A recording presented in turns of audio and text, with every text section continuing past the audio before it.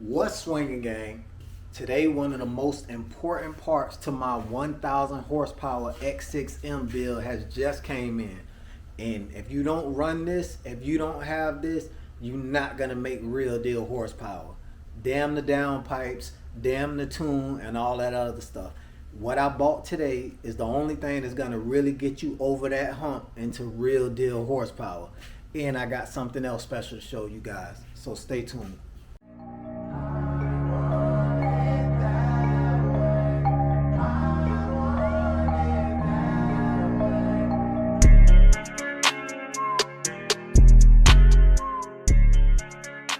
If you guys seen the video when I installed the cold air, ram air intake on this car, as you can see down in the grill here, the AFE power ram air scoop that goes all the way across. If you seen that video, you will know that I took the AFE badge off of the cold air intake, but I told you guys I was getting a new badge, and it finally came in and I installed the badge on it. So I'm gonna show you guys what it looks like now. And there's the new badge, guys, right here on the new air box. It says powered by BMW with a BMW roundel insignia, whatever you want to call that. And it's made out of brushed aluminum, pretty thick brushed aluminum, and it's outlined with the black line, and it just fits in this spot gorgeously. When I first bought the cold air intake kit, it had AFE power badge here. And the only BMW signs I had period on my engine was the BMW M-Power back here on the engine cover. But if you look here on the old airbox, it had the M logo on it. And this is the original Ram airbox that came on the car. So I wanted to stick with that, traditional BMW theme. So I ordered this badge, and I'm gonna put you guys a link in the description where I ordered that badge from. I ordered it off eBay. It actually came from England. That badge come out of England, by way of England. So it just livens this engine bay back up and brings it back to the BMW roots. I didn't want AFE power all over my engine bay. So yeah, this the little surprise I wanted to show you guys. And if you haven't seen the video for me installing this, I got the video. I'm gonna post that down in the description, and that video also have links where you can purchase this Ram Air cold air intake from, guys. But let's get down to business, and I'm gonna show you exactly what came in to make some real deal. And here it is, gang, in all its glory. 2-gallon methanol injection tank, and it actually has the little cutout where it holds the pump, so I don't have to mount the pump separately. The pump is mounted to the actual tank.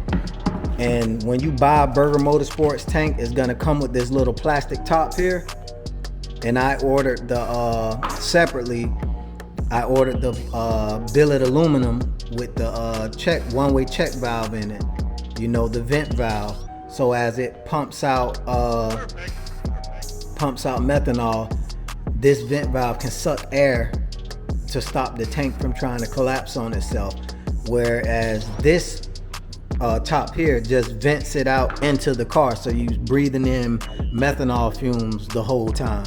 So definitely invest in this, guys. If you're gonna buy the tank, buy the one-way check valve aluminum cap also. So this is the pump here. I went with dual BM7 injectors, which is Burger Motorsports told me this is the best thing to go for the S63 TU, which is the engine I have.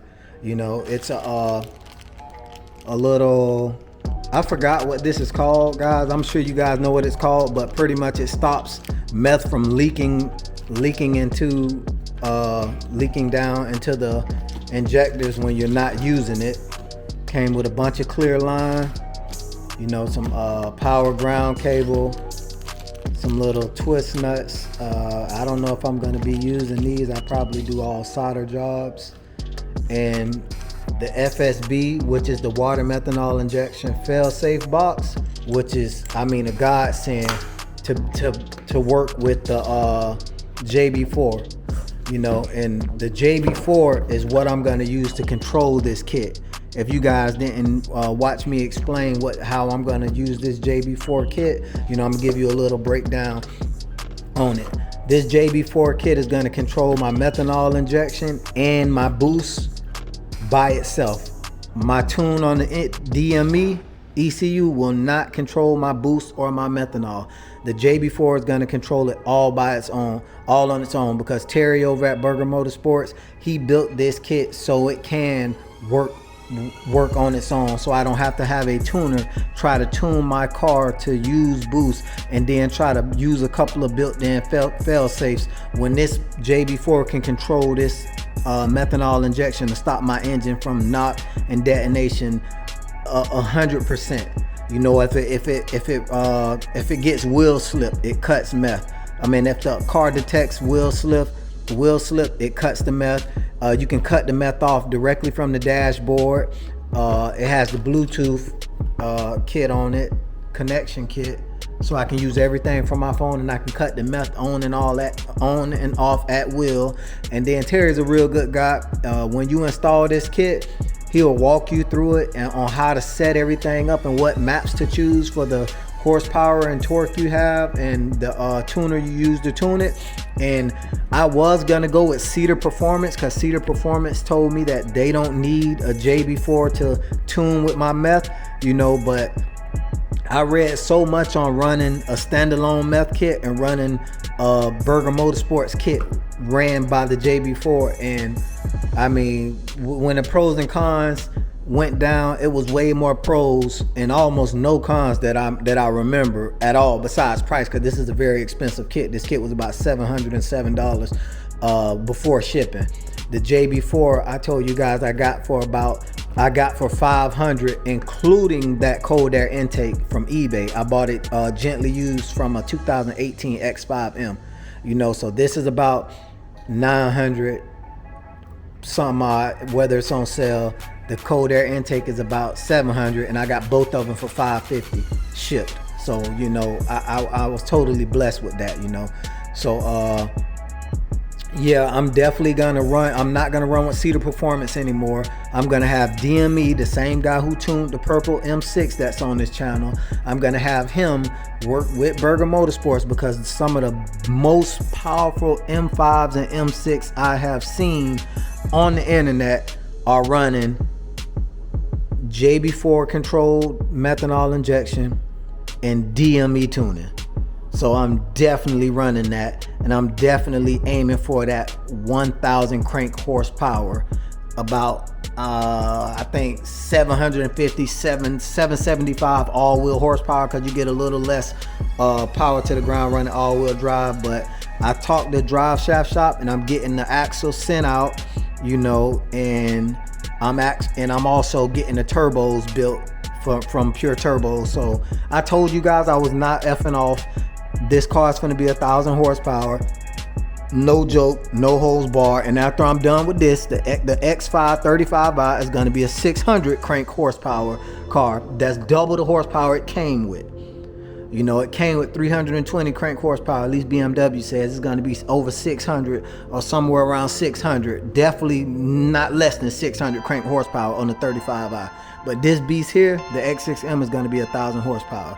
So this is just another update. I wanted to let you guys know you guys gonna be with me every step of the way, and I just wanted to let you guys know that I'm not faking, I'm not capping, I'm not doing none of that. I'm not one of those YouTubers that's gonna say he's gonna do something and don't do it. The proof is in the pudding, guys.